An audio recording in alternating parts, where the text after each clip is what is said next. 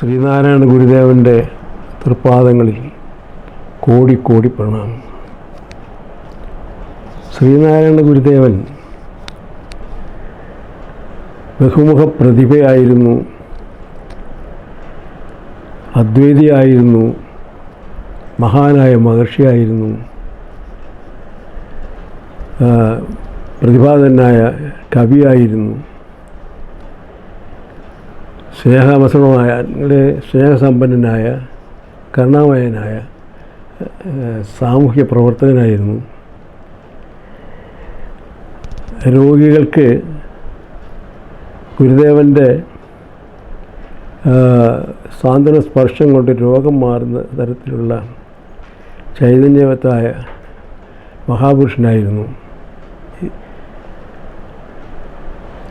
പക്ഷേ ഇതെല്ലാം നമുക്കറിയാവുന്ന കാര്യങ്ങളാണെങ്കിലും അതിനെല്ലാം അപ്പുറം, അതിനെല്ലാം ഉപരി ശ്രീനാരായണ ഗുരുദേവൻ ലോകം കണ്ടിട്ടുള്ളതിൽ വെച്ച് ഏറ്റവും വലിയ മഹാന്മാരായ പ്രപഞ്ച വൈജ്ഞാനികരിൽ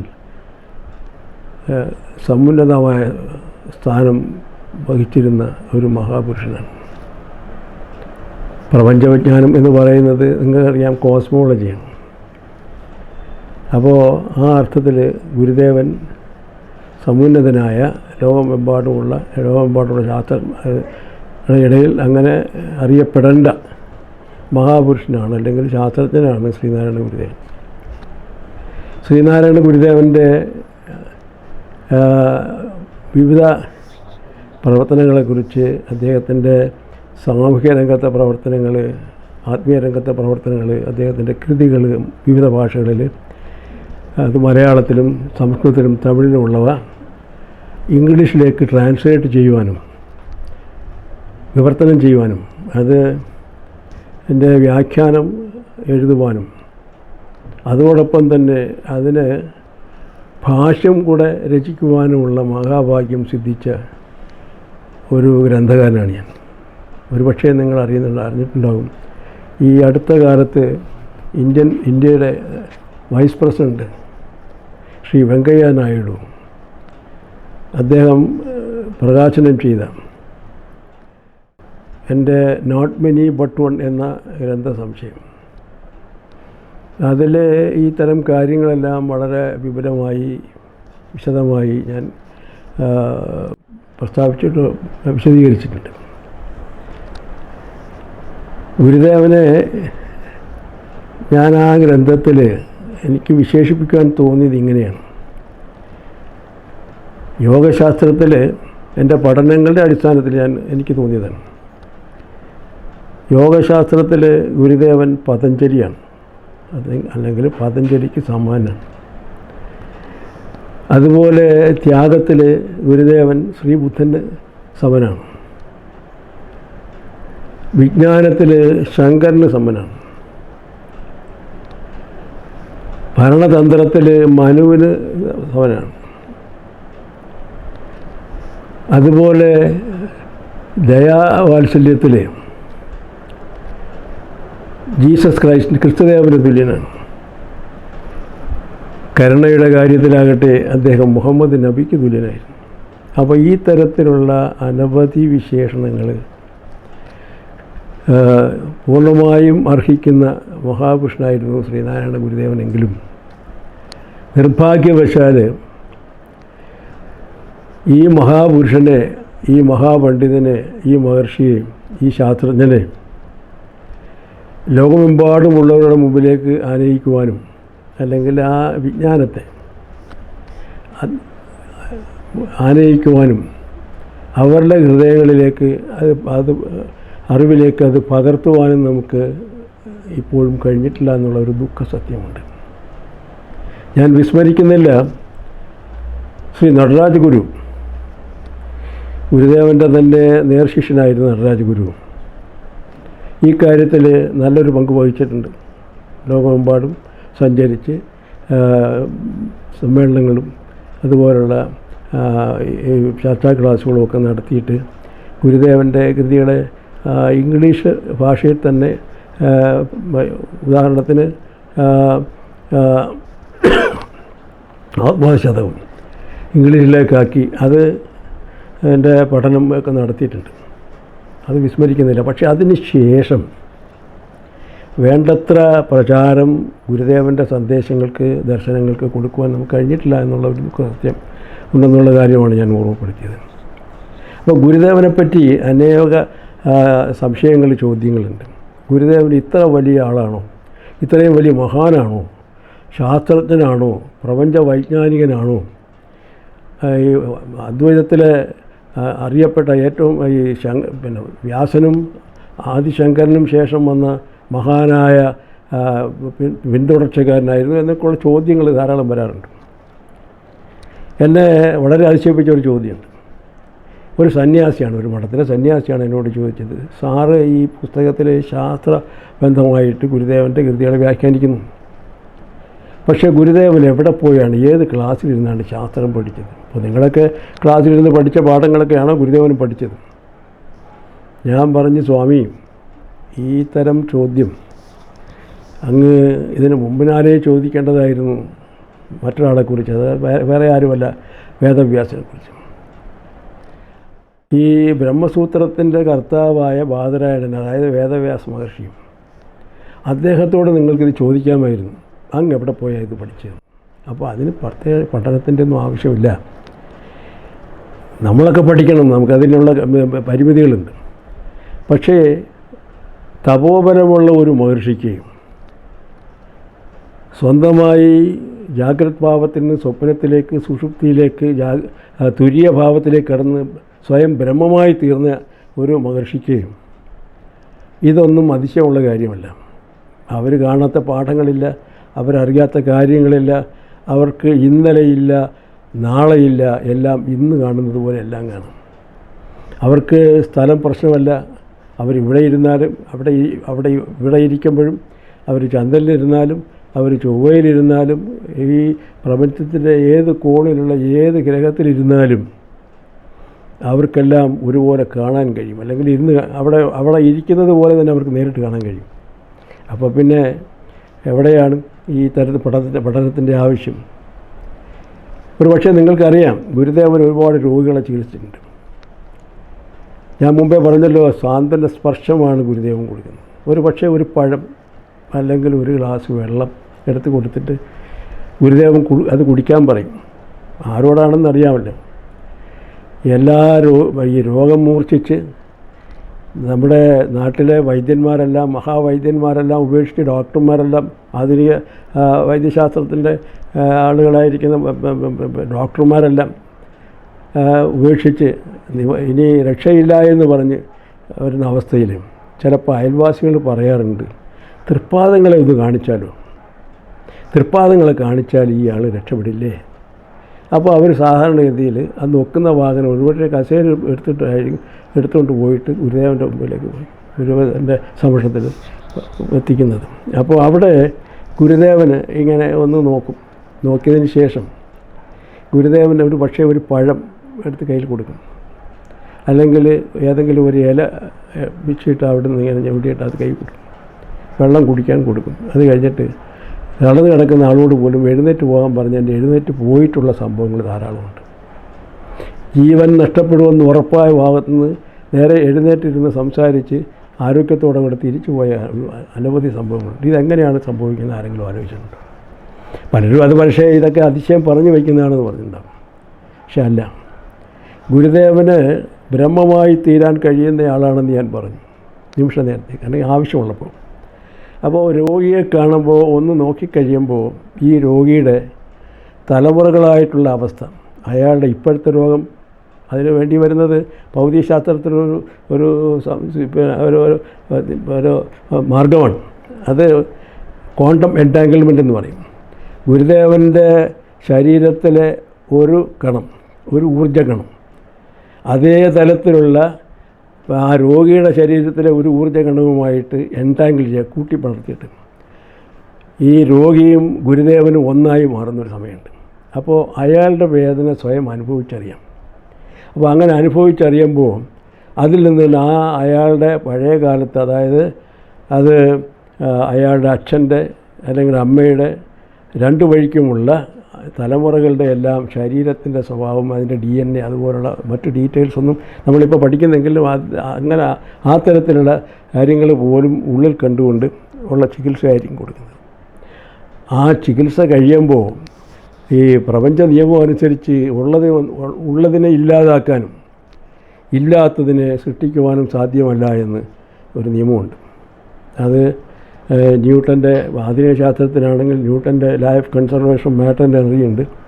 ഭഗവത്ഗീതയിൽ ഭഗവാൻ അർജുനനോട് പറയുന്നു, ന അസതോ വിദ്യതേ ഭാവോ ന അഭാവോ വിദ്യതേ സദാ. ഉള്ളതിന് അർജുന, നീ ആരെയും കൊല്ലുന്നില്ല, നീ ആരെയും നശിപ്പിക്കുന്നില്ല, നീ എന്തിനിങ്ങനെ വേവലാതിപ്പെടുന്നു? നീ നിൻ്റെ ബന്ധുക്കളെ അല്ലെങ്കിൽ നിനക്ക് ഏറ്റവും വേണ്ടപ്പെട്ടവരെ ഒക്കെ കൊല്ലുന്നതാണല്ലോ നിൻ്റെ വിചാരം. നീ ആരെയും കൊല്ലുന്നില്ല, നിനക്ക് ആരെയും കൊല്ലാനാവില്ല. അവരെല്ലാം ഇന്നലെ ജീവിച്ചിരുന്നു, ഇന്നും ജീവിച്ചിരിക്കും, നാളെയും ജീവിച്ചിരിക്കും. നാം ജീവിക്കുന്ന പോലെ, അതായത് ഭഗവാൻ തന്നെ ജീവിക്കുന്ന പോലെ. അതുകൊണ്ടാണ് ന അസതോ വിദ്യതേ ഭാവോ ന അഭാവോ വിദ്യത. നിനക്ക് ആരെയും കൊല്ലാൻ പറ്റില്ല, നീ ആരെയും കൊല്ലുന്നുമില്ല. അപ്പോൾ ഈ നിയമം അനുസരിച്ചിട്ട് ഉള്ളതിനെ നശിപ്പിക്കുവാൻ സാധ്യമല്ല എന്നുള്ളൊരു സിദ്ധാന്തമുണ്ട്. അപ്പോൾ ഉള്ളതിനെ നശിപ്പിക്കാൻ സാധ്യമല്ല എന്ന് പറഞ്ഞാൽ ഉള്ളതിനെ നശിപ്പിക്കാൻ സാധ്യമല്ല എന്ന് പറഞ്ഞാൽ അത് ഈ രോഗിയുടെ രോഗം ഒരു ഉള്ള വസ്തുവാണ്. രോഗാവസ്ഥയിലിരിക്കുന്ന രോഗിയുടെ രോഗം മാറ്റണമെങ്കിൽ അത് നശിപ്പിക്കാതിരിക്കാൻ ഒരേ ഒരു മാർഗ്ഗമേ ഉള്ളൂ, സ്വയം ഏറ്റെടുക്കുക. അപ്പോൾ ഈ രണ്ടും, ഈ രോഗിയും ഗുരുദേവനും ഒന്നായി ഭവിക്കുന്ന സമയത്ത് ഈ രോഗിയുടെ രോഗം ഈ ശരീരത്തിലേക്ക്, ഗുരുദേവൻ്റെ ശരീരത്തിലേക്ക് മാറ്റിയെടുക്കുകയാണ്. അപ്പോൾ അതിങ്ങനെ സ്വന്തമായിട്ട് ഏറ്റെടുത്ത് കഴിയുമ്പോൾ അയാൾ അതിൽ നിന്ന് രക്ഷപ്പെട്ടു, അയാൾ പോകുന്നു. പക്ഷേ ഗുരുദേവൻ അത് കൊണ്ടു നടക്കുന്നു. അപ്പോൾ ഇത് കൊണ്ടു നടക്കുമ്പോൾ പല രോഗികളുടെ കാര്യത്തിലാകുമ്പോൾ ഈ രോഗമെല്ലാം ഗുരുദേവനിലേക്ക് വരുന്നു. അതുകൊണ്ടായിരിക്കണം ഒരു പക്ഷേ വാർദ്ധക്യത്തിൽ ഗുരുദേവന് വന്ന രോഗം ഗുരുദേവനെ വല്ലാതെ വേദനിപ്പിച്ചുള്ള സംഭവങ്ങളൊക്കെ നമ്മുടെ ചരിത്രത്തിൻ്റെ ഭാഗം നമുക്കറിയാം. ഈ തരത്തിൽ കഴിയുന്ന ഒരു ഉദാഹരണം മറ്റും പറയാൻ കഴിയുന്നത് ക്രിസ്തുദേവനാണ്, യേശു ക്രിസ്തുവിൻ്റെയാണ്. അപ്പോൾ അദ്ദേഹത്തിനും ഈ തരം കഴിവുകളുണ്ടായിരുന്ന പറയാം, രോഗികളെ രോഗം മാറ്റുന്ന ഈ സമ്പ്രദായം. ഇത് ക്വാണ്ടം എൻറ്റാങ്കിൾമെൻറ്റിലൂടെ ഒരു പക്ഷേ അദ്ദേഹത്തിനും ഈ പറഞ്ഞ പോലെ തുര്യഭാവത്തിൽ ബ്രഹ്മമായി മാറുന്ന അവസ്ഥയിൽ ചെയ്യാൻ കഴിയുമെങ്കിൽ അതൊരു സാധ്യതയാണ്. അപ്പോൾ ഇതൊക്കെ നടത്തുമായിരുന്ന ആ ഗുരുവിനെ സംബന്ധിച്ച് അനവധി ചോദ്യങ്ങളിങ്ങനെ ചോദിക്കുകയും സംശയങ്ങൾ ഉന്നയിക്കുകയും ചെയ്യുമ്പോൾ നമ്മൾ ഓർക്കണം, നമ്മൾ ആരെപ്പറ്റിയാണ് എന്താണ് ചോദിക്കുന്നതെന്നൊക്കെ മനസ്സിലാക്കാതെയാണ് ഗുരുദേവൻ എവിടെ പോയിരുന്നാണ്, ഏത് ക്ലാസ്സിലിരുന്നാണ് ഈ ഭൗതികശാസ്ത്രം പഠിച്ചതെന്നൊക്കെ. അപ്പോൾ ഗുരുദേവൻ പ്രപഞ്ച വൈജ്ഞാനികനാണെന്ന് ഞാൻ പറഞ്ഞല്ലോ. പ്രപഞ്ച വിജ്ഞാനം എന്ന് പറഞ്ഞാൽ പ്രപഞ്ചത്തെപ്പറ്റി ആദ്യം അറിയേണ്ടി വരും. എന്താണ് പ്രപഞ്ചം? ഇപ്പോൾ നമ്മളിവിടെ ഇരിക്കുന്നു, ഭൂമിയിൽ കൊല്ലത്താണ്. കൊല്ലം ഭൂമിയുടെ ഒരു ഭാഗമാണ്, അല്ലെങ്കിൽ ഒരു പ്രദേശമാണ്. ഈ ഭൂമിയാകട്ടെ സൂര്യന് ചുറ്റും കറങ്ങുന്ന 8 ഗ്രഹങ്ങളുടെ ഒരു വ്യവസ്ഥയിൽ അതിലൊന്ന് മാത്രമാണ്. സൂര്യൻ ഒരു നക്ഷത്രമാണ്. സൂര്യൻ എന്ന നക്ഷത്രം 10,000 കോടി നക്ഷത്രങ്ങളുള്ള നമ്മുടെ താരാപഥത്തിലെ, അല്ലെങ്കിൽ ക്ഷീരപഥം എന്ന് നമ്മൾ ഓമനപ്പേരിട്ടിരിക്കുന്ന താരാപഥത്തിലെ ഒരു നക്ഷത്രമാണ്. അപ്പോൾ 10,000 കോടി അതുണ്ടായിരിക്കെ, അതായത് 10,000 കോടി എന്ന് പറയുമ്പോൾ സാധാരണ നമ്മൾ എളുപ്പത്തിൽ പറയാൻ ഭൗതികശാസ്ത്രത്തിൽ 10⁻10, 10ൻ്റെ കൂടെ 10 പൂജ്യം കൂടി ഇടുക. അപ്പോൾ ആ സംഖ്യ ഒന്നാണ്. അപ്പോൾ അത്രയും വലിയ ബൃഹത്തായ ഒരു സംഖ്യ ഉണ്ട് നമ്മുടെ നക്ഷത്രങ്ങൾ നമ്മുടെ താരാപഥത്തിൽ. അങ്ങനെ കോടി, അതായത് 10⁻9 അത്രയും കോടി താരാപഥങ്ങൾ വേറെയുണ്ട്. അപ്പോൾ നമ്മുടെ പ്രപഞ്ചത്തിലാകെ 10⁻20 ആകുമ്പോൾ ഉദ്ദേശിക്കാവുന്ന ഒന്നിൻ്റെ കൂടെ 20 പൂജ്യം വിട്ട് അത്രയും വലിയൊരു സംഖ്യ നക്ഷത്രങ്ങൾ നമ്മുടെ ഈ നമുക്കറിയപ്പെടുന്ന പ്രപഞ്ചത്തിലുണ്ട്. അപ്പോൾ ഇത് ഒരു പ്രപഞ്ചം മാത്രമാണ്. അങ്ങനെ അനവധി പ്രപഞ്ചങ്ങളുണ്ട്, അനേകായിരം പ്രപഞ്ചങ്ങൾ. സ്റ്റീഫൻ ഹോക്കിങ്ങിൻ്റെ ഭാഷയിൽ പറഞ്ഞാൽ, ഈ വെള്ളം തിളയ്ക്കുമ്പോൾ വെള്ളത്തിനകത്ത് നിന്ന് ഇങ്ങനെ കുമിളകൾ ചെറുതായിട്ട് പൊട്ടി പുറപ്പെട്ട് വലുതായി പിന്നെ അത് പൊട്ടിപ്പോകും. അതുതന്നെയാണ് വാസ്തവത്തിൽ ഈ പ്രപഞ്ചങ്ങൾക്കെല്ലാം സംഭവിക്കുന്നത്. അതിനൊരു ഉത്ഭവമുണ്ട്, അത് വലുതായി വരും, അത് കഴിഞ്ഞിട്ട് അവസാനം അത് ഇല്ലാതെയാവും. അപ്പോൾ ഇത് ഈ പ്രപഞ്ചം ഉണ്ടാകുന്നതും അതുപോലെയാണെന്നാണ് പറയാം. അദ്ദേഹം പറയുന്നു അതുപോലെ അനേക പ്രപഞ്ചങ്ങളിങ്ങനെ ഓരോ നിമിഷവും ഉണ്ടായിക്കൊണ്ടിരിക്കുകയാണ്. അത് ഇതുപോലെ ഈ കുമിളകളിങ്ങനെ ഉണ്ടായി പോകുന്ന പോലെ അനേകം പ്രപഞ്ചങ്ങൾ ഉണ്ടായിക്കൊണ്ടും നശിച്ചുകൊണ്ടിരിക്കുകയാണ്. അപ്പോൾ ഇത്രയും വലിയ ഒരു ബൃഹത്തായ സംവിധാനമാണെന്നുള്ളത് ഗുരുദേവനെ പോലെയുള്ള മഹർഷിമാർ നന്നായി അറിഞ്ഞത്. അതുകൊണ്ടാണ് ഋഗ്വേദത്തിൽ പറഞ്ഞത് പാദോസ്യ വിശ്വഭൂതാനി ത്രിപാദസ്യ അമൃതം ദിവി. നമുക്ക് ആകെ അറിയാൻ കഴിയുന്നത് ഇപ്പോൾ ഈ വലിയ മഹത്തായ പ്രപഞ്ചത്തിൽ നമുക്ക് ആകെ അറിയാൻ കഴിയുന്ന പരമാവധി വന്നാൽ അതിൻ്റെ 25%. ബാക്കി എവിടെയാണ്? ബാക്കി നമ്മുടെ അറിവിൻ്റെ പരിമിതിക്ക് അപ്പുറത്താണ്. അത് സ്വർഗത്തിലാണെന്ന് പറയുമ്പോൾ നമ്മുടെ അറിവിൻ്റെ പരിമിതിക്ക് അപ്പുറത്താണ്. പക്ഷേ ഇപ്പോൾ ഭൗതികശാസ്ത്രം പറയുന്നു, ഞാനൊരു അടിസ്ഥാനപരമായി ഞാൻ ശാസ്ത്രജ്ഞനാണെന്ന് അറിയാമല്ലോ. അപ്പോൾ ഞങ്ങളുടെ ഭൗതികശാസ്ത്രം പറയുന്നു നമ്മൾ ഇതുവരെ ഇക്കാലം അത്രയും ഭൗതികശാസ്ത്രം കണ്ടുപിടിച്ചിട്ടുള്ളത് പ്രപഞ്ചത്തിലുള്ള ആകെ ദ്രവ്യ ഊർജ്ജങ്ങളുടെ വെറും 4% അല്ലെങ്കിൽ 5 വരെ പരമാവധി വന്നാൽ 4-5% അത്രയേ ഉള്ളൂ. 96% വരെയും നമ്മുടെ അറിവിനപ്പുറത്തായി ഇപ്പോഴും നിലനിൽക്കുകയാണ്. ഭൗതികശാസ്ത്രത്തിൻ്റെ ഒരു വലിയൊരു പരാധീനത അതാണ്. നമ്മൾ വളരെ തുച്ഛമായി വളരെ ചെറിയ അളവ് കാര്യങ്ങളുടെ രഹസ്യങ്ങൾ മാത്രമേ അറിഞ്ഞുള്ളൂ പ്രപഞ്ചത്തെക്കുറിച്ച്. അപ്പോൾ പ്രപഞ്ചത്തിൻ്റെ ബൃഹത്തായ സ്വഭാവം പറയുകയാണെങ്കിൽ അത് എത്രയോ ഇനിയും കിടക്കുകയാണ്. അറിയാനുള്ള കാര്യങ്ങൾ അറിയപ്പെട്ടതിനേക്കാൾ അനവധി മടങ്ങാണ്. അപ്പോൾ അത് നമ്മുടെ മഹർഷിമാർ നേരത്തെ അറിഞ്ഞിരിക്കുന്നു. ഈ ബ്രഹ്മാണ്ടം എന്ന് പറയുന്നതും ബ്രഹ്മാണ്ട കടാഹം എന്ന് പറയുന്നതിനും രണ്ട് അർത്ഥത്തിലാണ് പറയുന്നത്. ബ്രഹ്മാണ്ടം എന്ന് പറയുമ്പോൾ ഒരു പ്രപഞ്ചം നമ്മുടെ ബ്രഹ്മാണ്ടം എന്ന് പറയാം. അങ്ങനെയെങ്കിൽ ബ്രഹ്മാണ്ട കടാഹം എന്ന് പറയുമ്പോൾ അതിൻ്റെ കൂട്ടമാണ്, പ്രപഞ്ചങ്ങളുടെ കൂട്ടമാണ്. അപ്പോൾ അത് നേരത്തെ മഹർഷിമാർ കണ്ടിരിക്കുന്നു. അപ്പോൾ അതുകൊണ്ട് ഈ രണ്ട് വഴിക്കുമുള്ള പഠനങ്ങളിൽ ആത്മീയ തലത്തിലൂടെ ഉള്ള പഠനങ്ങൾ ഭൗതികശാസ്ത്ര മെറ്റീരിയലിസ്റ്റിക്, അതായത് ഭൗതിക വഴിക്കുള്ള പഠനങ്ങളെക്കാൾ മോശമാണ്, അല്ലെങ്കിൽ അത് രണ്ടാം തരമാണെന്നുള്ള സങ്കല്പം എങ്ങനെയോ നമ്മുടെ ജനങ്ങളുടെ ഇടയിൽ സ്ഥാപിച്ചിട്ടുണ്ട്. അത് ശരിയല്ല. അതിനിപ്പോൾ മാറ്റം വന്നിരിക്കുന്നു. മാറ്റം വന്നതിന് ഏറ്റവും കൂടുതൽ സംഭാവനകൾ ശാസ്ത്രരംഗത്ത് നൽകിയിട്ടുള്ളത് ഇപ്പോൾ ഏറ്റവും അവസാനം വന്ന് കണ്ടുപിടുത്തങ്ങളിൽ അതിൻ്റെ അതിൻ്റെ എന്താ പറയുന്നത് ക്രെഡിറ്റ് അത് ലഭിക്കുന്ന ശാസ്ത്രജ്ഞന്മാർ അനവധിയുണ്ട്. ഇപ്പോൾ ശ്രീനാരായണ ഗുരുദേവൻ ഒരു പ്രപഞ്ച വൈജ്ഞാനികനായിരുന്നു, അല്ലെങ്കിൽ കോസ്മോളജിസ്റ്റ് ആയിരുന്നു എന്ന് എങ്ങനെ സ്ഥാപിക്കുമെന്നൊരു ചോദ്യം വന്നാൽ അതിന് വേറെങ്ങും പോണ്ട, ഗുരുദേവൻ്റെ കൃതികൾ തന്നെ അതിന് സാക്ഷ്യം വഹിക്കും. ശ്രീനാരായണ ഗുരുദേവൻ്റെ ശിവസ്തവം എന്നൊരു കൃതിയുണ്ട്. പ്രഥമദൃഷ്ടിയ അത് ശിവൻ്റെ സ്തുതിക്കുന്ന സ്തോത്രമാണെന്ന് ആളുകൾ ധരിക്കും. അങ്ങനൊരു തെറ്റിദ്ധാരണ വരാതിരിക്കാൻ ഗുരുദേവൻ എന്ത് ചെയ്തു എന്നാണ്, ഗുരുദേവൻ അതിൻ്റെ ബ്രാക്കറ്റിൽ എഴുതി പ്രപഞ്ച സൃഷ്ടി. ഒരു പക്ഷേ എൻ്റെ ഈ പഠനത്തിന് ഗുരുദേവൻ്റെ കൃതികളെ ഇങ്ങനെ ശാസ്ത്രവുമായിട്ട് സമന്വയിപ്പിക്കുന്ന കാര്യത്തിൽ ഏറ്റവും കൂടുതൽ പ്രേരണ നൽകിയിട്ടുള്ളതും ഒരു പക്ഷേ ഈ ആകൃതി ആയിരിക്കും തുടക്കത്തിൽ. അപ്പോൾ അതെങ്ങനെയാണ് പറയുക, ചെവി മുതൽ 5 ഇങ്ങു ചിതറാതെ മയങ്ങി മറിഞ്ഞ് അവിടെ ഇരുന്ന് കണ്ടറിയ കണ്ണിലടഞ്ഞയും ഇവകളിലെങ്ങ് വെണ്ണവും അടങ്ങി നിറഞ്ഞ് പുറം കവിയും അതേതതിൻ്റെ കളി കണ്ട് അരുളിയിടകമേന്നാണ്. അപ്പോൾ മനസ്സിനോട് പറയണം, ഇത്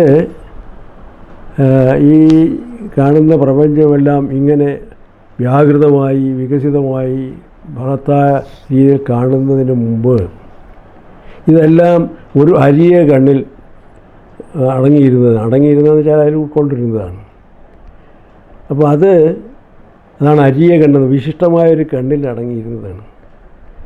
പക്ഷെ പിന്നീട് ആ കണ്ണിൽ നിന്നാണ് ഇതെല്ലാം ഉണ്ടായത്, ഈ കാണുന്ന പ്രപഞ്ചമെല്ലാം ഉണ്ടായത്. അതിന് ഈ കണ്ണിനാകട്ടെ ഇതിനെല്ലാം വീണ്ടും സമാഹരിച്ച് വീണ്ടും അതിനെല്ലാം തിരിച്ച് ഉള്ളിലേക്ക് എടുക്കുവാനും അടക്കുവാനും ഉള്ള കഴിവുള്ളതാണെന്ന്. പ്രഥമദൃഷ്ട്യാ വായിക്കുന്ന ഒരാൾക്ക് തോന്നും ഇത് ശിവൻ്റെ തൃക്കണ്ണ്, മൂന്നാമത്തെ കണ്ണാണെന്ന് തോന്നും. പക്ഷേ ഗുരുദേവൻ പറയുന്ന അരിയ കണ്ണെന്ന് പറയുന്നത് വാസ്തവത്തിൽ ആദ്യ കണമാണ്. നമ്മുടെ ഭൗതികശാസ്ത്രത്തിലെ ബിഗ് ബാങ് തിയറിയിൽ പറയുന്ന ആദ്യ കണം 10⁻32K എന്ന അത്യുഷ്ണത്തിൽ 10⁻95 gram/cc എന്ന് പറയുന്ന അതിസാന്ദ്രതയിൽ,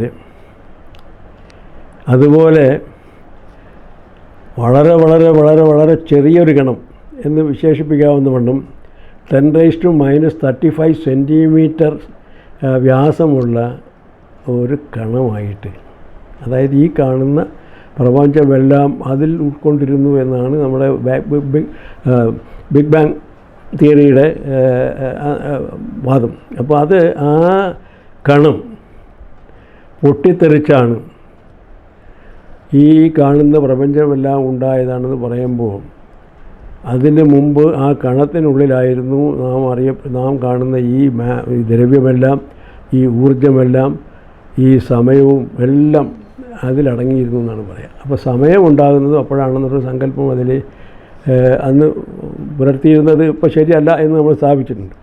അപ്പോൾ ഇത് ഗുരുദേവൻ്റെ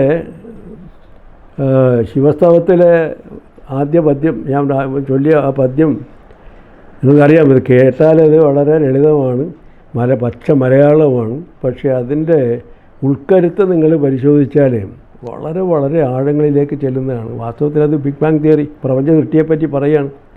പ്രപഞ്ച സൃഷ്ടി ഇങ്ങനെയാണ് നടന്നതെന്ന് പറയുമ്പോൾ അത് എത്ര ചെറിയ വളരെ പച്ച മലയാളത്തിൽ പറഞ്ഞു. പക്ഷേ ഗുരുദേവൻ്റെ എല്ലാ കൃതികളിലും വന്ന പോലെ വളരെ ലളിതമെന്ന് ബാഹ്യമായി തോന്നുന്നത്, പ്രഥമദൃഷ്ട്യാ തോന്നുന്നതെല്ലാം വളരെ വളരെ ആഴങ്ങളിൽ അർത്ഥമുള്ള കാര്യങ്ങളാണെന്നുള്ളത് നമ്മൾ മനസ്സിലാക്കുന്നതിന് അതും കൂടെ ഒരു പാഠമാണിത്. അപ്പോൾ അങ്ങനെ ഈ പ്രപഞ്ചമുണ്ടായതിനെപ്പറ്റി ഗുരുദേവൻ വളരെ വളരെ മനോഹരമായൊരു വർണ്ണന കൊടുത്തിട്ടുണ്ട് ശിവസ്തവത്തിൽ. അത് കഴിഞ്ഞാൽ അതുപോലെ തന്നെ നിങ്ങൾ ശ്രദ്ധിച്ച് നോക്കിയാൽ അറിയാം, നിങ്ങൾ ഒരു പക്ഷേ പഠിച്ചിട്ടുണ്ടെങ്കിൽ അറിയാം, നമ്മുടെ അധ്യാരോപദർശനമുണ്ട് ഗുരുദേവൻ്റെ ദർശനമാലയിലെ ആദ്യത്തെ ഒന്നാമത്തെ ദർശനം, അധ്യാരോപദർശനം. അതിൽ ഒന്നാമത്തെ പദ്യം, ആസീദ് അഗ്രേ അസത് ഏവയിദം ഭുവനം സ്വപ്നവത്പുന സസർജ സർവം സങ്കല്പമാത്രേണ പരമേശ്വര എന്നാണ് പറയുന്നത്. അപ്പോൾ ഇവിടെ എന്താ അർത്ഥം? ആദിയിൽ ഒന്നും ഉണ്ടായിരുന്നില്ല, എല്ലാം ശൂന്യമായിരുന്നു. ആസീദ് അഗ്രേ അസത്, അസത് എന്ന് പറഞ്ഞാൽ ഒന്നുമില്ലായ്മ. അസദേവം അത് മാത്രമാണല്ലോ ഉണ്ടായിരുന്നത്. ആസീദ് അഗ്രേ അസത് ഏവയിദം ഭുവനം സ്വപ്നവത്പുനം. ആരാണ് സൃഷ്ടിക്കുന്നത്? അവസാനം വായിക്കുമ്പോഴറിയാം, സസർജ സർവം സങ്കല്പം മാത്രമാണ് പരമേശ്വരൻ ഒരു സ്വപ്നത്തിലെന്ന പോലെ ഈ പ്രപഞ്ചത്തെ സൃഷ്ടിച്ചു എന്നാണ്, വീണ്ടും സൃഷ്ടിച്ചു എന്നാണ്. അപ്പോൾ സ്റ്റീഫൻ ഹോക്കിങ് പറയുന്നത് പോലെ അനേക പ്രപഞ്ചങ്ങൾ ഇങ്ങനെ ഉണ്ടായിക്കൊണ്ടിരിക്കുന്നു, വെച്ചുകൊണ്ടിരിക്കുന്നു. അപ്പോൾ അതിനോട് അർത്ഥത്തിൽ ആ ശാസ്ത്രീയമായ സങ്കല്പം ഗുരുദേവൻ്റെ മനസ്സിലേക്ക് വന്നിരിക്കുന്നു. അപ്പോൾ അതുകൂടാതെ സങ്കല്പമാത്രേണ എന്നൊരു പ്രയോഗമുണ്ട്. ഈ സങ്കല്പമാത്രേണ എന്ന് പറഞ്ഞാൽ സങ്കല്പത്തെ നമ്മൾ മനസ്സുകൊണ്ട് വിചാരിക്കും. ഇപ്പോൾ സൂര്യനെ അടുത്ത് പോകണമെങ്കിൽ നമ്മൾ ഒരു 9,60,00,000 മൈൽ പോകേണ്ടി വരും. അതിന് 10-14 കിലോമീറ്റർ പോകേണ്ടി വരും. അതേസമയം നമ്മൾ സൂര്യനിലേക്ക് മനസ്സുകൊണ്ട് പോകണമെങ്കിൽ നിമിഷങ്ങൾ മതി. അപ്പോൾ അതിന് പറയുന്ന പോലെ നമ്മൾ സങ്കല്പിച്ചാൽ സൂര്യനെ നമ്മൾ ഉടനെ കാണും. സങ്കല്പിച്ചാൽ സൂര്യനെ നമ്മൾ ഉടനെ കാണും. മറിച്ച് ഈ സങ്കല്പത്തിൽ നടക്കുന്നത് പോലെ അവിടെ ചെന്നെത്താൻ വലിയ പ്രയാസമാണ്. പ്രകാശത്തിന് പോലും അവിടെ ചെല്ലാൻ 8.3 മിനിറ്റ് സമയം വേണ്ടി വരും. അപ്പോൾ അത്ര ദൂരങ്ങളിലുള്ള ഒരു വസ്തുവിനെ നമ്മൾ സങ്കല്പം ചെയ്യുന്നത് പോലെ അതത്ര എളുപ്പമായി ചെയ്യുന്നതിനെപ്പറ്റി ഒരു സ്വഭാവത്തിലുള്ള കാര്യമാണ് ഗുരുദേവനോട് പറഞ്ഞത്. പ്രപഞ്ചത്തെ സൃഷ്ടിച്ചതും സങ്കല്പം മാത്രമാണ്, സങ്കല്പത്തിലെ സ്വപ്നത്തിലെന്ന പോലെയാണ്. അവിടെ എന്തിൻ്റെ സൂചനയാണെന്നറിയാമോ? ഈ ബിഗ് ബാങ് തിയറി, ജോർജ് ഗാമോവിൻ്റെ ബിഗ് ബാങ് തിയറിക്ക് ശേഷം ആലൻ ഗൂത്തിൻ്റെ ഒരു സിദ്ധാന്തം വന്നു. അത് ഇൻഫ്ലേഷൻ തിയറി എന്ന് പറയും. ബിഗ് ബാങ് തിയറിയുടെ ഒരു പരിഷ്കരണം കൂടെ അതിൽ വന്നു. അതായത് ഈ പ്രപഞ്ചം ഇങ്ങനെ വികസിക്കുന്നത് ഒരറ്റം മുതൽ ഒരറ്റം വരെ ഓടിയിട്ടല്ല, അല്ലെങ്കിൽ അവിടുത്തെ കണങ്ങളെല്ലാം അങ്ങോട്ട് പോയിട്ടല്ല. അവരവിടെ തന്നെ ഇരിക്കുന്നു, അവിടെ തന്നെ ഇരിക്കുന്നത് അത് അവിടെ തന്നെ ഇരിക്കുകയും ആ ഇരിക്കുന്ന സ്ഥലം ഇങ്ങനെ റബ്ബർ വലിയുന്നത് പോലെ വലിഞ്ഞു വരുന്നതാണ്. നമ്മുടെ അങ്ങനെ ഒരു ശ്രദ്ധ എന്നുള്ളത്. അപ്പോൾ ആ ഇൻഫ്ലേഷൻ തിയറി പറയുന്നത് എന്താ? 10⁻⁻36 സെക്കൻഡ് മുതൽ 10⁻⁻34 സെക്കൻഡ് വരെ ഈ പ്രപഞ്ചം 100 തവണ ഇരട്ടിച്ചു എന്നാണ്. 100 തവണ ഇരട്ടിച്ചു എന്ന് പറഞ്ഞാൽ അത് അവസാനം ഏതാണ്ട് ഒരു റൗണ്ട് കഴിയുമ്പോഴത്തേക്ക് അത് ഏതാനും സെക്കൻഡുകൾക്കുള്ളിൽ പ്രപഞ്ചം നമ്മുടെ ഈ സൗരയൂഥത്തോളം വലുതായി എന്നാണ്. അപ്പോൾ അങ്ങനെ സിദ്ധാന്തമുണ്ട്. അപ്പോൾ ഇതിലെല്ലാം ഗുരുദേവൻ ഇതെല്ലാം കൊണ്ട് അന്വയിക്കുന്നതും പരമേശ്വരൻ സൃഷ്ടിച്ചു എന്നാണ്. പരമേശ്വരൻ ആരാണെന്നുള്ളതാണ്. പരമേശ്വരൻ വൈശ്വാനര ഭാവത്തിലെ ബ്രഹ്മമാണ്, അതായത് ദൃശ്യഭാവത്തിലെ ബ്രഹ്മമാണ്. അപ്പം നമ്മൾ ഈ ദൃശ്യഭാവത്തിൽ കാണുന്ന പ്രപഞ്ചവും ശിവനും ബ്രഹ്മവും എല്ലാം ഒന്നാണെന്ന് ഞാൻ അതിൻ്റെ എന്താ പറയുന്നത് പര്യായ പദങ്ങൾ എന്നുള്ള നിലയിൽ നമുക്ക് അതിനെ വ്യാഖ്യാനിക്കാൻ കഴിയും. അപ്പോൾ പരമേശ്വര എന്ന പ്രയോഗത്തിന് പകരം എന്തുകൊണ്ട് ഗുരുദേവൻ ശിവൻ എന്ന് ഉപയോഗിച്ചില്ല? അതുപോലെ അതിന് തന്നെ പര്യായ പദങ്ങൾ ശിവൻ്റെ പേരിൽ പല പര്യായ പദങ്ങൾ ആകും എന്നുള്ള അവസ്ഥയിൽ ഇത് മാത്രം ഈ പരമേശ്വരൻ തന്നെ പ്രയോഗിച്ചത് മനഃപൂർവ്വമാണ്. ഗുരുദേവൻ്റെ ഓരോ പദവും അവിടെ പരിശോധിച്ചാൽ അറിയാം. അതായത് ഈ പ്രപഞ്ചം വീണ്ടും വീണ്ടും സൃഷ്ടിക്കപ്പെടുന്നു എന്നുള്ളതാണ്. പിന്നെ സ്വപ്നപത്ത് ഞാൻ പറഞ്ഞല്ലോ. സ്വപ്നപത്തിൻ്റെ അർത്ഥം വളരെ വേഗം, ചിന്തിക്കാനാവാത്ത വേഗത്തിലാണ് പ്രപഞ്ചം വികസിച്ചതെന്ന് പറഞ്ഞു. ഇനി ഈ പരമേശ്വരവാദം അത് ജൈമിനി മഹർഷി പോലും അംഗീകരിച്ചുള്ളതാണ്. ഈ പരമേശ്വരൻ എന്ന് പറയുന്നത് വൈശ്വാനര ഭാവത്തിലെ ദൃശ്യഭാവത്തിലെ ശിവനാണ്, അല്ലെങ്കിൽ ബ്രഹ്മമാണ്. അപ്പോൾ ഇത് അതുകൊണ്ട് അതിൽ നിന്ന് നമ്മൾ മനസ്സിലാക്കുന്നത് ഗുരുദേവൻ അവിടെ ശാസ്ത്രത്തിൻ്റെ പാഠങ്ങൾക്ക് അനുസൃതമായാണ് ഈ വരികൾ എഴുതിയെന്നുള്ളതാണ്. ജോർജ് കാമോവിൻ്റെ ബിഗ് ബാങ് തിയറിയും ആലൻ ഗൂത്തിൻ്റെ ഇൻഫ്ലേഷൻ തിയറിയുമൊക്കെ അതുപോലെ അതിനെല്ലാം കിടപിടിക്കുന്ന രീതിയിൽ തന്നെയാണ് ഇത് ഈ സൃഷ്ടികർമ്മ പ്രപഞ്ചോൽപത്തിയെ പറ്റി ഗുരുദേവൻ അവിടെ പറയുന്നത്. അതുപോലെ തന്നെയാണ് ഇനി നമ്മൾ വളരെ ലളിതമായിട്ട് എല്ലാവർക്കും പരിചിതമായിരിക്കുന്ന ദൈവദശകത്തിൽ വന്നാലോ. ദൈവദശകത്തിൽ എന്താ പറയുന്നത്? നീയല്ലോ സൃഷ്ടിയും സൃഷ്ടാവായതും സൃഷ്ടിജാലവും, നീയല്ലോ ദൈവമേ സൃഷ്ടിക്കുള്ള സാമഗ്രിയായതും, നീയല്ലോ മായയും മായാവിയും മായാവിനോദനും, നീയല്ലോ മായയെ നീക്കി സായുജ്യം നൽകുമാൻ, നീ സത്യം ജ്ഞാനം ആനന്ദം, നീ തന്നെ വർത്തമാനവും ഭാവിയും ഭൂതവും, വേറെ ഓതും മൊഴി മുറിക്കുന്നു. ആ മൊഴി ഏതാണെന്ന് പറയാം, ഓങ്കാരമാണ്. പക്ഷെ അതിരിക്കട്ടെ. അപ്പോൾ അവിടെ ഈ സൃഷ്ടിയും സൃഷ്ടാവും, അതായത് സൃഷ്ടിയും സൃഷ്ടിജാലവും പിന്നെ സൃഷ്ടിജാലം. അപ്പോൾ എന്താ, അങ്ങ് തന്നെയാണ് ഈ പ്രപഞ്ചം ആകെ കാണപ്പെടുന്ന ഈ സൃഷ്ടിജാലങ്ങളെല്ലാം. അങ്ങ് തന്നെയാണ് ഇതിൻ്റെ സൃഷ്ടാവ്, അങ്ങ് തന്നെയാണ് അതിന് ഉപോത്ഭവമായി നിരുന്ന യന്ത്രം അല്ലെങ്കിൽ അതിൻ്റെ ഉപാധിയും, സൃഷ്ടിക്കുള്ള സാമഗ്രി എന്നാണ് പറയാം. അപ്പോൾ നമ്മൾ ഓരോ കാര്യങ്ങളും ഒരു സൃഷ്ടി നടത്തുമ്പോൾ അതിന് ഏതെങ്കിലും ഒരു യന്ത്രത്തിൻ്റെ ഏതെങ്കിലും ഒരു സഹായ വസ്തുവിൻ്റെ ആവശ്യമുണ്ട്.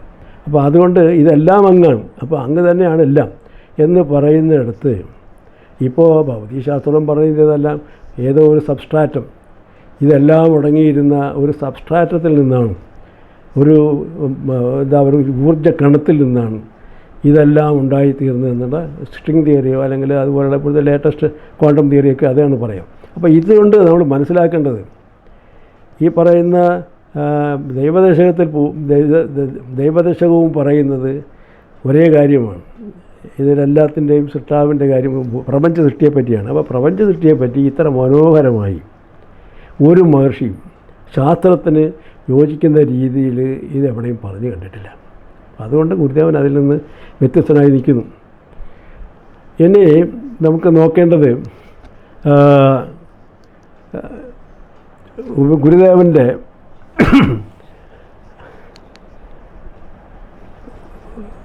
ഈ അതായത് പ്രപഞ്ച വിജ്ഞാനം എവിടെ നിന്ന് പഠിച്ചു എന്നുള്ളതാണ്. ഏത് ക്ലാസ്സിൽ പോയിരുന്ന് പഠിച്ചു, ഏത് ക്ലാസ് മുറിയിൽ ആരുടെ ലെക്ചർ കേട്ടാണെന്നൊക്കെയുള്ള രീതിയിൽ നമ്മൾ സംസാരിക്കും, സംശയങ്ങൾ ചോദിക്കാറുണ്ട്. ഇത്രയും വലിയ വിജ്ഞാനം പ്രപഞ്ചത്തെക്കുറിച്ച് ഈ പറയുന്ന കാര്യങ്ങളെല്ലാം ലളിതമായി ഒരാൾക്ക് ഊഹിച്ചെടുക്കാവുന്നതല്ലല്ലോ. അപ്പോൾ പിന്നെ സ്വാഭാവികമായിട്ട് എവിടെയെങ്കിലും പോയി പഠിക്കണം. അത് പഠിച്ചതിന് ഗുരുദേവന് എവിടെയാണ് പഠിച്ചതെന്ന് ചോദിച്ചതിന് വരെ ഒരു മറുപടിയേ ഉള്ളൂ. അത് ഈ ബ്രഹ്മത്തെ ബ്രഹ്മമായി മാറാൻ കഴിയുന്ന ഒരു തപോബലമുള്ള ഒരു മഹർഷിക്ക് അത് ചെയ്യാൻ കഴിയും. അവർക്ക് നാളെയില്ല, ഇന്നലെയില്ല, എല്ലാം ഇന്ന് മാത്രമാണ്. അപ്പോൾ അതുപോലെ സ്ഥലകാലങ്ങളെപ്പറ്റിയൊക്കെ ഞാൻ പറഞ്ഞു. അപ്പോൾ അത് പറ്റി നോക്കുമ്പോൾ നമ്മൾ ഗുരുദേവൻ്റെ പഠനത്തെപ്പറ്റി പറഞ്ഞാൽ ഗുരുദേവൻ എവിടെ പോയി പഠിച്ചു എന്നൊക്കെ ചോദിച്ചാൽ അതിനർത്ഥമില്ല. പിന്നെ ഈ പഠനം, പ്രപഞ്ചവിജ്ഞാന പഠനം നടക്കുന്നത് തന്നെ 2 രംഗങ്ങളിലൂടെയാണ്. പ്രപഞ്ചവിജ്ഞാനീയത്തിന് 2 തലങ്ങളുണ്ട്. ഒന്ന് അതിൻ്റെത് ഭൗതിക തലമാണ്. ഭൗതിക തലമെന്ന് പറഞ്ഞാൽ പരീക്ഷണ, നിരീക്ഷണ, ഗവേഷണ തലത്തിലൂടെയുള്ള അതിൻ്റെ പിന്നെ ഗണിത ശാസ്ത്രപരമായുള്ള പഠനങ്ങളിലൂടെ ചേർത്ത് വരുമ്പോഴാണ് അങ്ങനെ ഭൗതിക തലത്തിലൂടെ ഒരു പഠനം നടത്താൻ കഴിയും. അത് വളരെ കഠിനമായ പ്രയത്നം വേണ്ടി വരും. അതിന് ക്ലാസ്സുകളിൽ ഉയർന്ന ക്ലാസ്സുകളിലേക്ക് ചെന്നും ഓരോ പാഠവും പഠിച്ചും അതിൻ്റെ സിദ്ധാന്തങ്ങളെല്ലാം ഉരുവിട്ടും ഇങ്ങനെ പഠിക്കുന്നതിൻ്റെ പ്രയാസം നമ്മൾ ആലോചിക്കുമ്പോൾ വളരെ കഠിന പ്രയത്നം അതിന് വേണ്ടി വരും നമ്മൾ മനസ്സിലാക്കണം. അതേസമയം ഒരു പക്ഷേ ഈ ആത്മീയ തലത്തിലുള്ളത് വളരെ ലളിതമായി കൈകാര്യം ചെയ്യുന്നു എന്ന് ധരിക്കുന്നത് തെറ്റാണ്. അവിടെയും ഇതുപോലുള്ള പ്രയാസങ്ങളുണ്ട്. അതിന് ബ്രഹ്മവിദ്യ ആർജിക്കണം. ബ്രഹ്മവിദ്യ ആർജിക്കുന്നതിന് കുറേ ക്വാളിഫിക്കേഷൻസ് നേടണം, അത് യോഗ്യതകൾ നേടണം. അതിനിപ്പോൾ പറയപ്പെട്ട യോഗ്യതകൾ വൈരാഗ്യം, എല്ലാത്തിനോടും വിരക്തി, പിന്നെ അതുപോലെ ഉപരതി, നമ്മുടെ ഈ മറ്റു മനസ്സിൻ്റെ പിന്നെ ആഗ്രഹങ്ങൾ പോലെയുള്ള ഒത്തിരി കാര്യങ്ങൾ, അതിങ്ങനെയുള്ളതെല്ലാം വന്നിട്ട് സമം ദമം അങ്ങനെയുള്ള കുറേ കാര്യങ്ങൾ പറ്റിയെല്ലാം ഉള്ള ഒരു തരത്തിലുള്ള അറിവും അതിൽ നിന്നെല്ലാം വിരക്തി ഭാവിച്ചിട്ട് ഒരു ബ്രഹ്മചര്യത്തിൻ്റെ ഭാവത്തിലേക്ക് വന്ന് ഇരിക്കുമ്പോൾ ഇതിനുള്ള യോഗ്യത ലഭിക്കുന്നു, ബ്രഹ്മവിദ്യയ്ക്കുള്ള യോഗ്യത ലഭിക്കുന്നു. അപ്പോൾ ബ്രഹ്മവിദ്യയ്ക്കുള്ള യോഗ്യത ലഭിക്കുന്നത് അത്ര നിസ്സാര കാര്യമല്ല. അപ്പോൾ നമ്മളൊരു സാധാരണ ഒരു പിന്നെ ഉപനയനത്തിലൂടെ ഒരു പൂണുനൂലെടുത്ത് കിട്ടിയാൽ ബ്രഹ്മവിദ്യയ്ക്ക് നേടിയ ആ ഒരു ബ്രാഹ്മണനായി എന്ന് പറയുന്നതിൽ അർത്ഥമില്ല. അത് നേടണമെങ്കിൽ കുറേ കഠിന പ്രയത്നങ്ങൾ ചെയ്ത് ഈ പറയുന്ന യോഗ്യതകളെല്ലാം ആർജിച്ച് അവസാനം ബ്രഹ്മവിദ്യയ്ക്കുള്ള യോഗ്യതയായി കഴിയുമ്പോൾ ബ്രഹ്മവിദ്യ പഠിക്കണമെന്ന് തോന്നിക്കഴിഞ്ഞാൽ പിന്നെ ചെയ്യുന്നത് നമ്മൾ ആ വഴിക്കുള്ള ചിന്തകളിലേക്ക് പോകും. അതിപ്പോൾ നമ്മുടെ മഹർഷിമാർ വേദങ്ങളുടെ ഉപനിഷത്തുകളുടെ ബ്രഹ്മസൂത്രത്തിൻ്റെ വഴിക്കൊക്കെ വന്നത് ആദിശങ്കരൻ്റെ ഭാഷ്യത്തിലൂടെ ശ്രീനാരായണ ഗുരുദേവൻ്റെ വഴിക്കൂടൊക്കെ വന്നതിനെല്ലാം പ്രതിഫലിക്കുന്നത് അത് മാത്രമാണ്. അപ്പോൾ അതും ചെറിയ കാര്യങ്ങളല്ല. അപ്പോൾ ഇവർ 2 വഴിക്കും വരുമ്പോൾ ഇതിലാരും മുന്നിട്ട് നിൽക്കുന്നു എന്നുള്ളൊരു ചോദ്യം വരും. ഇപ്പോൾ പടിഞ്ഞാറൻ രാജ്യങ്ങളിലാണെങ്കിൽ ബാബിലോണിയൻസ് തുടങ്ങി ഗ്രീക്കുകാർ, അതുപോലെ പൈതോഗ്രസ്, പിന്നെ തുടർന്ന് വന്ന് അവസാനം വരുമ്പോൾ ഗലീലിയോ, ന്യൂട്ടൻ,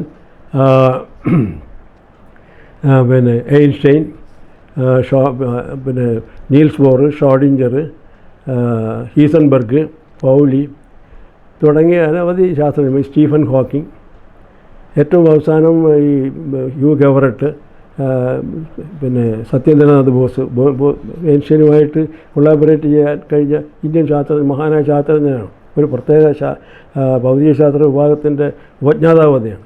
അപ്പോൾ അങ്ങനെയുള്ള ശാസ്ത്രജ്ഞന്മാരുടെ വഴിക്ക് കൂടെ വന്ന ഏറെ സംഭാവനകൾ ആ രംഗത്തുണ്ടായിട്ടുണ്ട്. അപ്പോൾ ഇത് ഒരു വശത്ത് ഭൗതികശാസ്ത്രത്തിൻ്റെതായിട്ട് നമ്മുടേതായിട്ട് കണ്ടിട്ടുണ്ട്. അത് മാത്രമല്ല പിന്നെ നിരീക്ഷണ രംഗത്താണെങ്കിൽ, വാനനിരീക്ഷണ രംഗത്താണെങ്കിൽ, ബഹിരാകാശ നിരീക്ഷണ കാര്യത്തിൽ നമുക്കാണെങ്കിൽ പറയാവുന്നത് പിന്നെ ആര്യഭട്ടനുണ്ട്, വരാഹമിഹിരനുണ്ട്, അതുപോലെ തുടർന്ന് വന്ന ആര്യഭട്ടൻ 2, അങ്ങനെ ഭാസ്കരൻ 2, മലയാളിയായിരുന്ന ശങ്കരനാരായണൻ തുടങ്ങി അനവധി ശാസ്ത്രജ്ഞന്മാർ അസ്ട്രോണമിയിലും പിന്നെ ആസ്ട്രോഫിസിക്സ് എന്ന് പറയുന്ന ശാസ്ത്രശാഖയിലുമായിട്ട് വന്നിട്ട് കുറേ കോൺട്രിബ്യൂഷൻസ് നടത്തിയിട്ടുണ്ട്.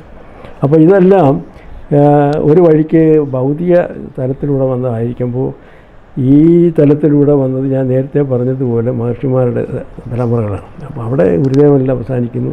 അതിനുശേഷം ആരുണ്ടായിരുന്നുണ്ടോ, ഏതെങ്കിലും പുതിയ കണ്ടെത്തൽ നടത്തിയ ആരെങ്കിലും മഹർഷിമാരുണ്ടായിരുന്നോ എന്ന് ചോദിച്ചാൽ ഇല്ല എന്നാണ് നമ്മുടെ ചരിത്രം അല്ലെങ്കിൽ നമ്മുടെ അറിവ് നിന്ന് മനസ്സിലാക്കാൻ കഴിയും. അപ്പോൾ ഈ രണ്ട് വഴിക്കുമുള്ള കാര്യങ്ങളിങ്ങനെ നടന്നു പോകുന്നു. അപ്പോൾ ഇവിടെ ഇപ്പോൾ ഏറ്റവും അവസാനം വരുമ്പോൾ ഈ രണ്ട് വിഭാഗങ്ങളുമായിട്ട് പിന്നെ ഇവിടെ ഒരു നേരത്തെ രണ്ടും തമ്മിൽ പരസ്പരം വിരുദ്ധമായ അല്ലെങ്കിൽ വൈരുദ്ധ്യങ്ങളുണ്ടായിരുന്ന രണ്ട് ശാസ്ത്രശാഖകളാണ്, സമീപനങ്ങളാണെന്ന് മനസ്സിലാക്കിയിരുന്നത്, കോൺട്രിബ്യൂഷനുമാണ്. അതേസമയം ഇപ്പോൾ തിരിച്ചങ്ങനെ അല്ല.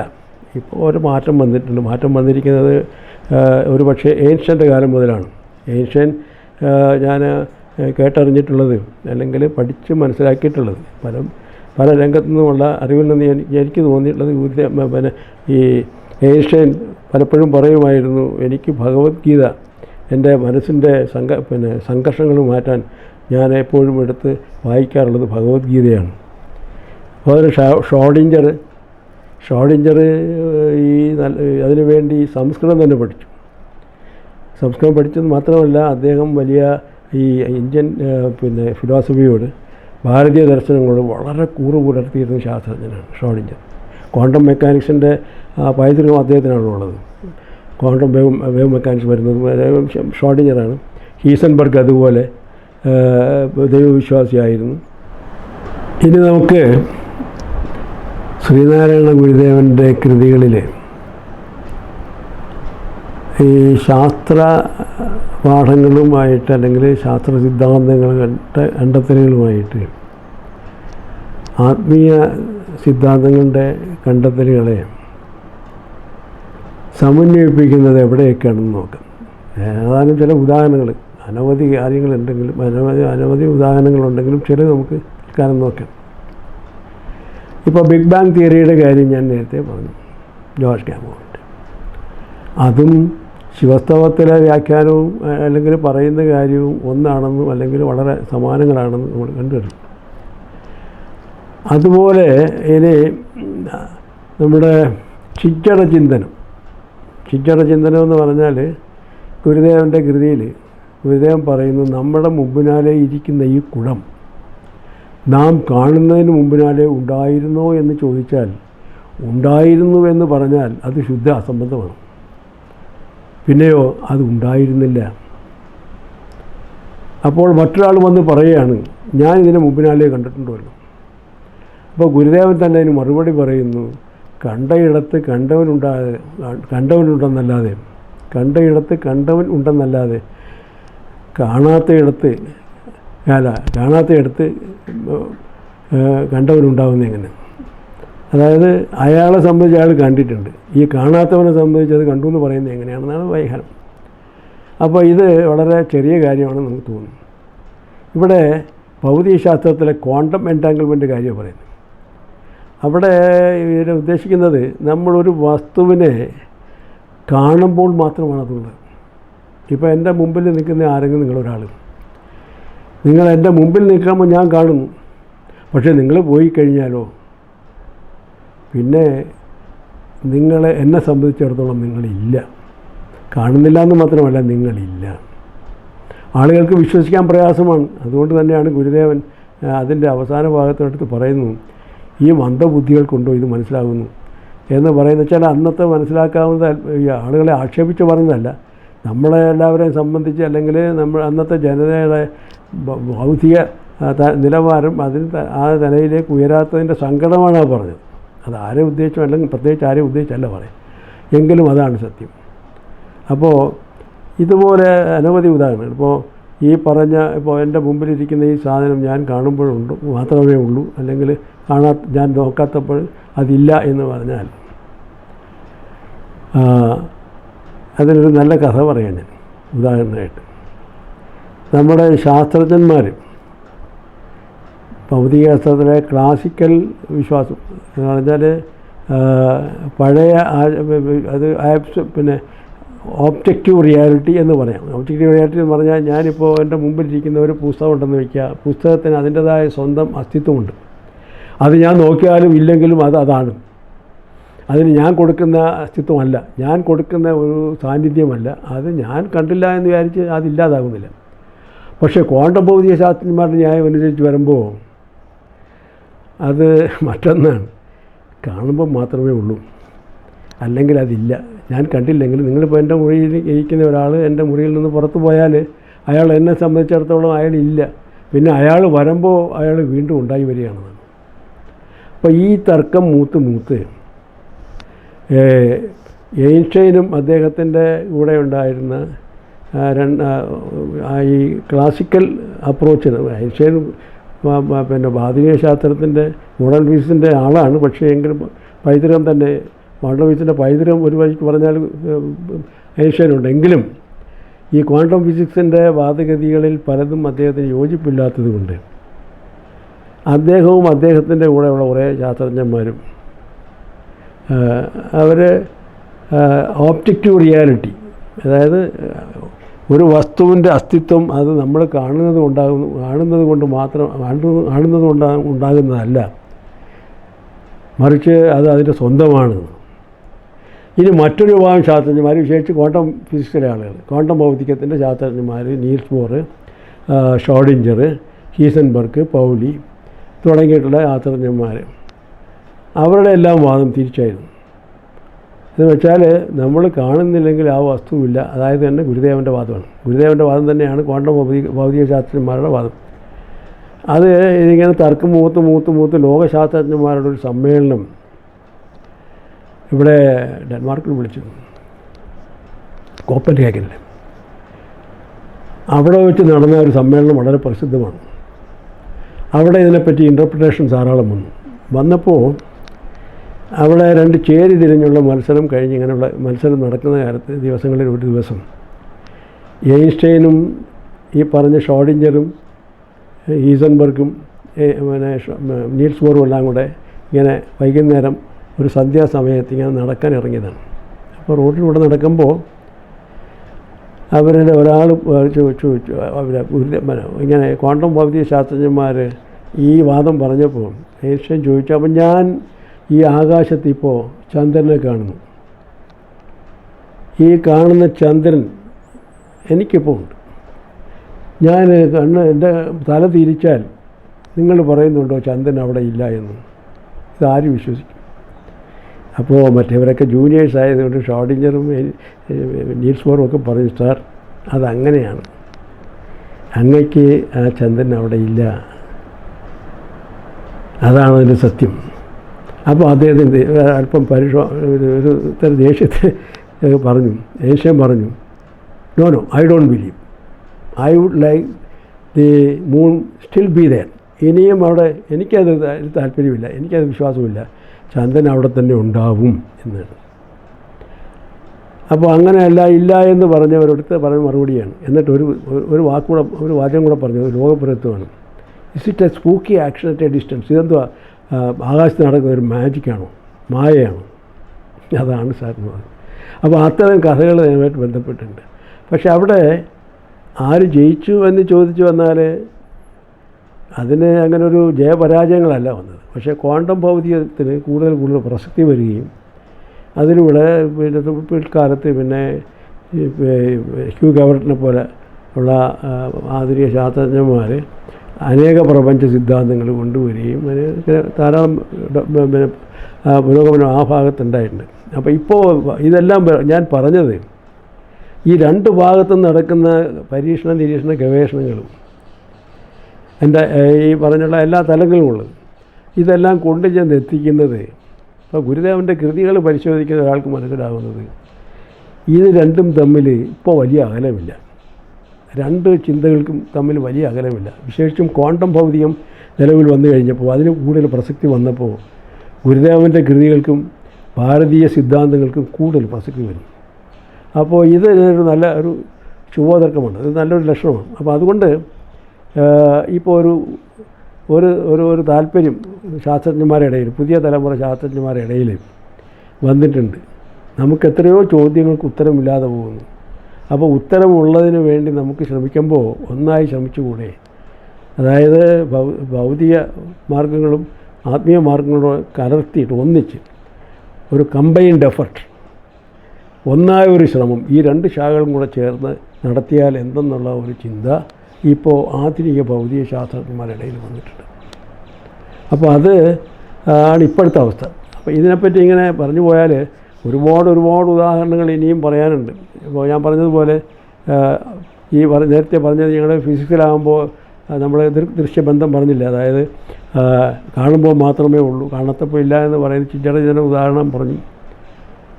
അതുപോലെ തന്നെ ഈ സൂപ്പർ പൊസിഷൻ്റെ ഒരു ഉദാഹരണമാണ് നമ്മുടെ അധ്യാരോപ ദർശനം. ഒന്നിന് മേളിൽ മറ്റൊന്നാക്കി പറയുക.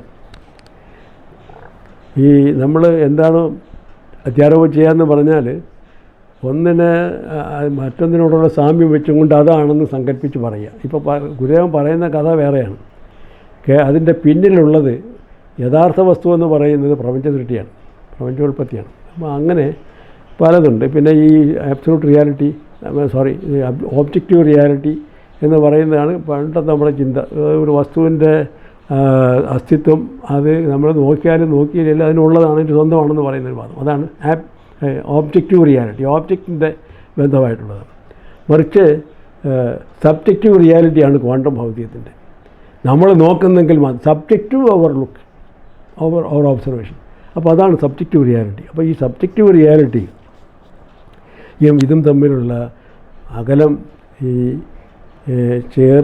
കുറച്ച് കൊണ്ടുവന്ന് ഇതിനൊരു എല്ലാത്തിനും ചേർന്നൊരു നിയമം, അത് സ്റ്റീഫൻ ഹോക്കിങ്ങിൻ്റെ ഒരു വലിയ ആഗ്രഹമായിരുന്നു. അദ്ദേഹം അടുത്ത കാലത്ത് മരിച്ചുപോയെങ്കിലും അദ്ദേഹത്തിൻ്റെ ഒരു വലിയ ആഗ്രഹമായിരുന്നു. പക്ഷേ അദ്ദേഹം നിർഭാഗ്യവശാൽ എൻ്റെ ഗ്രന്ഥങ്ങളിൽ ചിലയിടത്തൊക്കെ അദ്ദേഹത്തെ വിമർശിക്കേണ്ടി വന്നിട്ടുണ്ട്.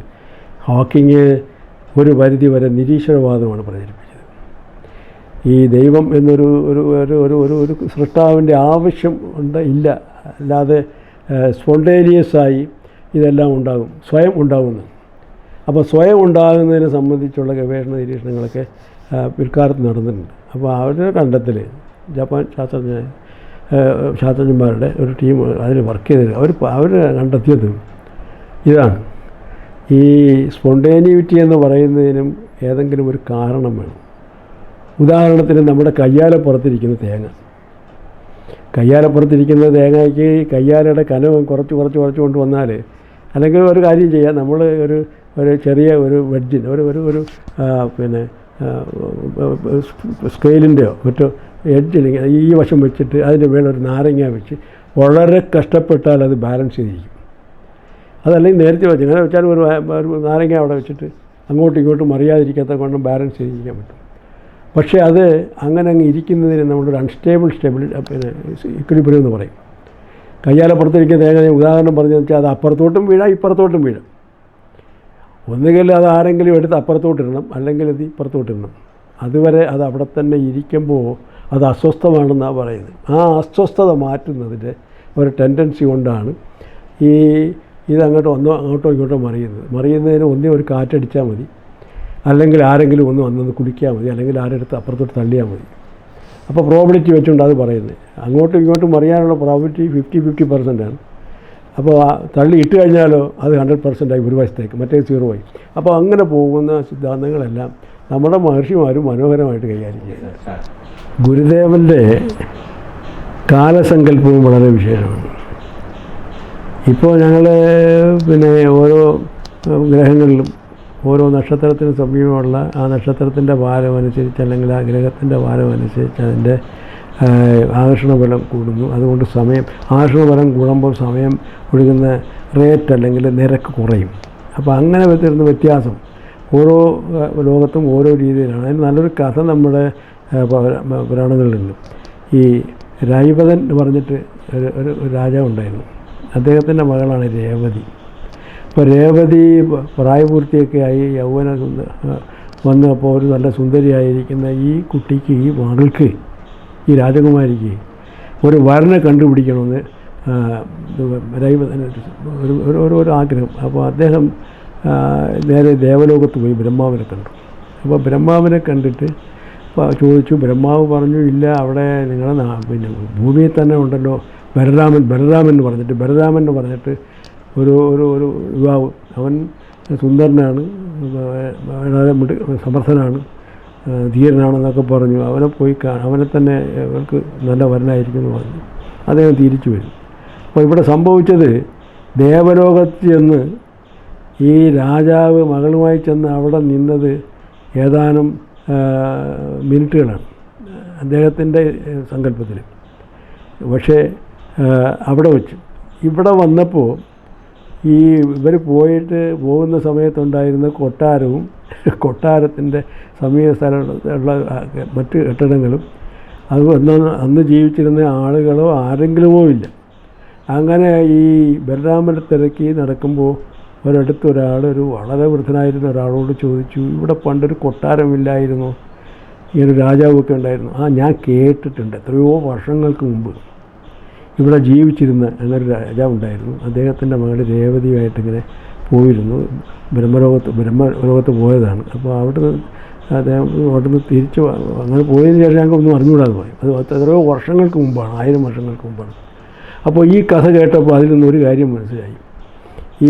നമ്മുടെ ഈ ഭൂമിയിൽ കാലം ഒഴുകുന്ന നിരക്കിലല്ല ബ്രഹ്മലോകത്ത്, ദേവലോകത്ത് ഇത് ഒഴുകുന്നത്. അതൊരു സങ്കല്പം നമ്മുടെ പൗരാണികതയുടെ ഭാഗമാണ്. അപ്പോൾ ഇവിടെ വരുന്ന പ്രശ്നം, ഗുരുദേവന് ഈ സങ്കല്പം നേരത്തെ ഉൾക്കൊണ്ടുകൊണ്ട് തന്നെയാണ്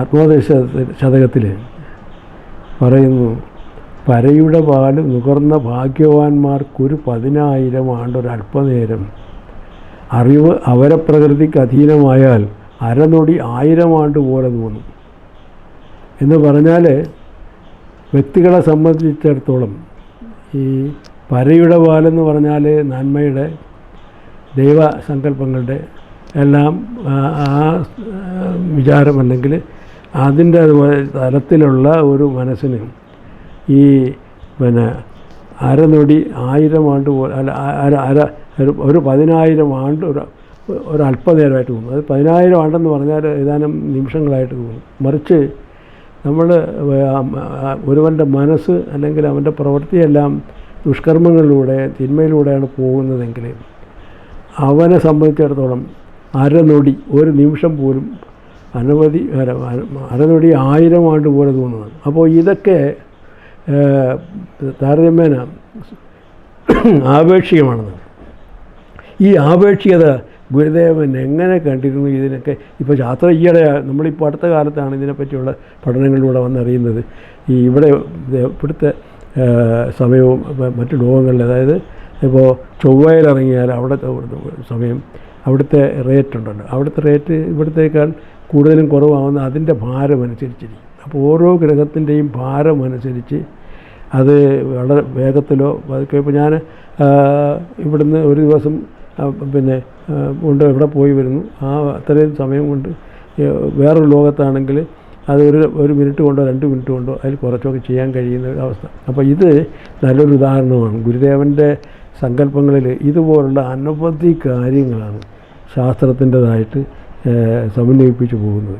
അപ്പോൾ അതുകൊണ്ട് ഇത് ഒറ്റപ്പെട്ട എന്തെങ്കിലുമാണ് ഗുരുദേവൻ്റെ ഏതെങ്കിലും ഒരു കൃതിയിൽ നിന്ന് ഏതെങ്കിലും ഒരു ഭാഗം എടുത്തിട്ട് ഇങ്ങനെ പറയുന്നു എന്നൊരു ധാരണ നമ്മൾ വെച്ച് പുലർത്തരുത്. ഗുരുദേവൻ്റെ കൃതികളിൽ ഉടനീളം നിറഞ്ഞിരിക്കുന്നത് ഗുരുദേവൻ്റെ വിജ്ഞാനം അല്ലെങ്കിൽ ഗുരുദേവൻ്റെ ദർശനം ഒരു മഹാമേരുവാണ്. അതിൻ്റെ ഒരു മൂലയൊക്കെ വരെ നമ്മൾ ഒരു പക്ഷേ ഒരു അല്പം മുകളിലേക്കൊക്കെ കയറി നോക്കാവുന്നുള്ളതല്ലാതെ അതിൻ്റെ ശീർഷത്തിൽ, അതായത് ടോപ്പിൽ ചെന്ന് നിന്നിട്ട് നമ്മൾ അതിനെ കാണാം, അതിനെ വിലയിരുത്താമെന്ന് വിചാരിക്കുന്നത് ഇപ്പോഴത്തെ കാലത്ത് പോലും സാധ്യമല്ല. അതിനി നൂറ്റാണ്ടുകളെടുക്കും. ഈ നൂറ്റാണ്ടുകളെടുക്കത്തക്കണം ഉള്ള പഠനത്തിൽ പോകണമെങ്കിൽ, നൂറ്റാണ്ടുകളിൽ ഉണ്ടാകാവുന്ന പുരോഗതി നമ്മൾ മുമ്പിനാലെ കുറച്ചെങ്കിലും അറിഞ്ഞു വയ്ക്കണമെങ്കിൽ നമ്മൾ ഈ രണ്ടിനെയും കൂടെ ചേർത്തുള്ള ശാസ്ത്രഗ്രന്ഥങ്ങൾ, എൻ്റെ എളിയ നിലയിൽ ഞാൻ മുമ്പേ പറഞ്ഞ പുസ്തകം എഴുതി, നോട്ട് മെനി ബട്ട് വൺ. അത് അപവാദർശനത്തിലെ 10ാമത്തെ പദ്യത്തിൽ സർവം ഹി സച്ചിദാനന്ദം നേഹ നാനാസ്തി കിഞ്ചന. അപ്പോൾ നേഹ നാനാസ്തി എന്ന് പറഞ്ഞാൽ പലതില്ല, ഒന്ന് മാത്രം. അത് അല്പം പോലും ഇല്ല എന്നാണ് അടുത്ത കിഞ്ചന. കിഞ്ചന എന്ന് വെച്ചാൽ അല്പം പോലും പലതില്ല, എല്ലാം ഒന്ന് മാത്രമാണ്. അത് പലതില്ല, അത് ബ്രഹ്മമാണെന്നുള്ളതാണ് ഈ പറയുന്നത്. എല്ലാം ബ്രഹ്മത്തിലുണ്ടെന്നുള്ള അർത്ഥത്തിലാണ്. അപ്പോൾ അതാണ് ആ പുസ്തകത്തിൻ്റെ ശീർഷകം കൊടുക്കുന്നത്. ഇനി ഒരു വാക്കൂടെ പറഞ്ഞു നിർത്തട്ടെ. അതായത് ഇന്ന് ഇപ്പോൾ എൻ്റെ മുമ്പിൽ ഒരു 3 കക്ഷികൾ, എൻ്റെ മകൻ അജിത്ത്, എൻ്റെ സഹോദരി പുത്രന്മാരായിരിക്കുന്ന ജയശങ്കറും രവിശങ്കറും, 2 പേരും 3 പേരും എൻ്റെ വിദ്യാർത്ഥികളും കൂടെയാണ്. അപ്പോൾ അവർ അടുത്ത കാലത്തായി ചോദിക്കുന്ന ഒരു ചോദ്യമുണ്ട്. ഈ ഗുരുദേവൻ എപ്പോഴാണ് ബ്രഹ്മമായത്, അല്ലെങ്കിൽ ബ്രഹ്മമായി തീർന്നതിനെ പറ്റിയുള്ള ഒരു വിശദീകരണം മതി. അപ്പോൾ സ്വാഭാവികമായിട്ട് കേരളത്തിലെ ലേഖനം കൊണ്ട് അവർ തൃപ്തിപ്പെടാത്തത് കൊണ്ടാണെന്ന് എനിക്ക് തോന്നി. ഇനി കുറച്ച് വിശദമായി പറയാനുണ്ട്. പറയണമെങ്കിൽ അനേക മണിക്കൂറുകൾ വേണ്ടി വരുമെന്നുള്ളത് കൊണ്ട് അത് മറ്റൊരവസരത്തിലേക്ക് മാറ്റി വയ്ക്കുകയാണ്. ഏതായാലും ഇത്രയും നേരം കേട്ടുകൊണ്ടിരുന്നതിന് എല്ലാവർക്കും എൻ്റെ നന്ദിയുണ്ട്. ഗുരുദേവൻ്റെ നാമധേയത്തിൽ, തിരുനാമധേയത്തിൽ ഞാൻ എല്ലാവർക്കും നന്ദി പറയുന്നു. നമസ്കാരം. ജയ് ഹിന്ദ്.